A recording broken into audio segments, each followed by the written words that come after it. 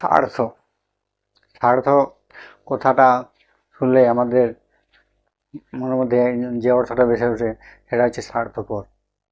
অর্থাৎ আমরা যখন নিজের স্বার্থে অন্যের ক্ষতি পর্যন্ত করে থাকি, অন্যের অপকার পর্যন্ত করে থাকি নিজের উন্নতি করার জন্যে, নিজের স্বার্থ সিদ্ধ করার জন্যে, সেটাকে স্বার্থপর বলা হয়।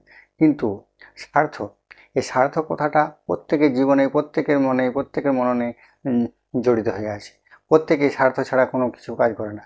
তাতে বাবা মাই হোক, যে বন্ধু বান্ধবী হোক, বা অন্য কোনো আত্মীয় স্বজন হোক, পাড়া প্রতিবেশী হোক, প্রত্যেকেরই কোনো না কোনো স্বার্থ থাকে কোনো একটা কাজ করার পেছনে।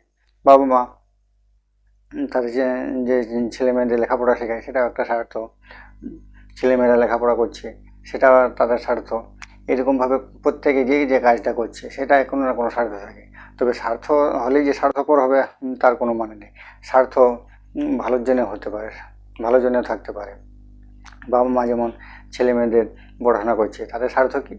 স্বার্থ হচ্ছে ছেলে মেয়েকে প্রতিষ্ঠিত করা, ছেলে মেয়ে যাতে উন্নতি করে জীবনের সাফল্য লাভ করে, সেটাই বাবা মায়ের স্বার্থ।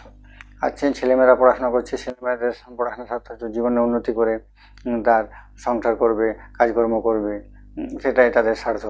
আবার বন্ধু বান্ধবদের স্বার্থ অনেকে আছে, ভালো স্বার্থ থাকে আবার খারাপ স্বার্থ থাকে।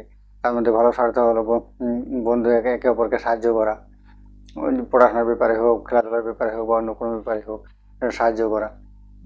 একটা ডাক্তারের স্বার্থ থাকে যে রোগীকে সুস্থ করে তোলা। একটা ইঞ্জিনিয়ারের স্বার্থ থাকে ঘর বাড়ি ভালোভাবে ডিজাইন করে, ভালোভাবে মজবুত ঘর বাড়ি তৈরি করে দেওয়া।